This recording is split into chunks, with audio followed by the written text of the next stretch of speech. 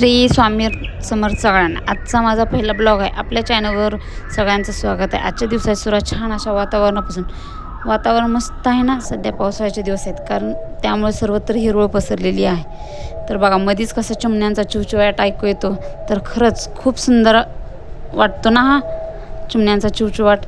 तर आजच्या दिवसात सुरुवात छान अशा हिरवळीपासून करूया. तर चला, आज मी काय काय केलं ते तुम्हाला दाखवते हां. तर सकाळ सकाळ छान असं झाल्यानंतर मी आता देवपूजा करून घेते. तर सकाळ सकाळ देवपूजा करून घेतली. देवाचे स्मरण केले की मनाला कसं शांती मिळते. पूजा म्हणजे फक्त फुलं अर्पण करणे नाही बरं का, तर आपल्या मनातील श्रद्धा आणि विश्वास अर्पण करणे आहे. तर देवाकडे काही मागण्यापेक्षा त्याने दिलेल्या प्रत्येक गोष्टीत आपण कृतज्ञ राहणे हीच आपली खरी देवपूजा असते.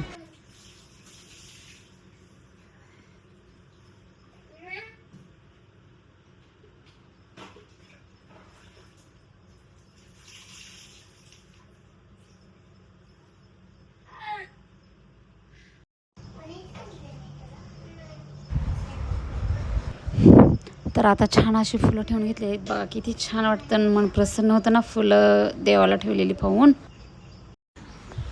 तर मुलींच्या शाळेसाठी डब्याला द्यायला भाजी करून घेतली. खरंच सकाळची धावपळ प्रत्येक गृहिणीच्या मागे खूप असते ना. सकाळचा डब्बा करणे, त्यांना वेळेवर सगळं देणे, त्यांना शाळेला पाठवणे. तर भाजी झालेली आहे, मी चपात्या करून घेतलेल्या आहेत. तर आता मुलींना जेवायला देते. धरा जेवण करा. तर शौर्य कृष्णा,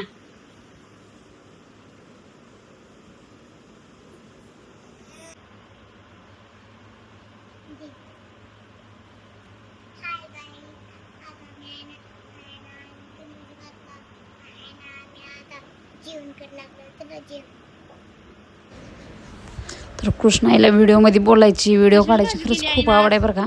तर खरंच मध्ये खूप बोलती ती. आणि काय खाते तू?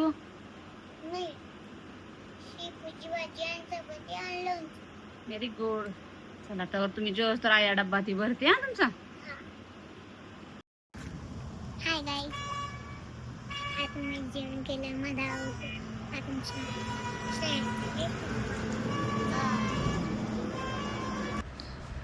तर मुली शाळेला गेल्या होत्या. तर आता मी माझ्यासाठी ब्लॅक कॉफी करून पिली, कारण की खूप कसतर होत होतं म्हणून. तर चला पिऊया. तर तोपर्यंत हा कसा रुद्रांशमध्ये जाळायला चालवला, कारण त्याला लागली होती भूक. तर त्याच्यासाठी पटकन खायला बनवलं. तर त्याचं खायचं गार होस्तोर त्याला टाकलं होतं झोळीत. तर बघा कसं मध्ये खेळतो, ओरडतो. खरंच लहान मुलं किती निरागस असतात ना. त्यांना म्हणजे बघितलं तरी मन असं प्रसन्न होतं. खरंच लहानपण खूप छान असतं. तर त्याचा खाऊ झाला होता, तर गार करून त्याला खाऊ घातला बरं का.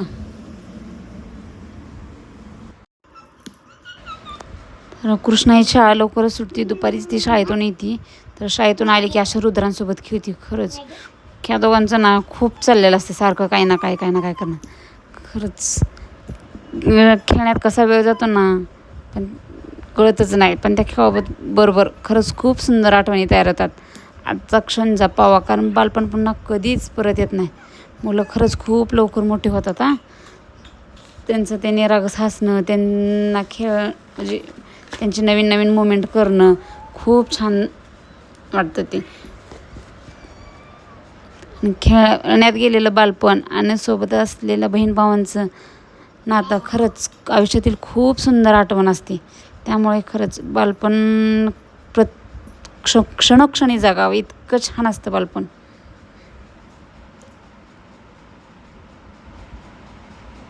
तर बघा त्याला कशी त्या टेडीने खेळवती, तो पण तिला खूप हसतो.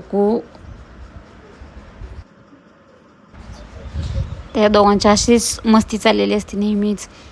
तर त्यांना दोघांना पण एकमेकांशिवाय करमत नाही. शौर्या शाळेतून आलेली नाही, तिची शाळा 5 वाजता सुटती. तर भेटू पुढच्या ब्लॉगमध्ये.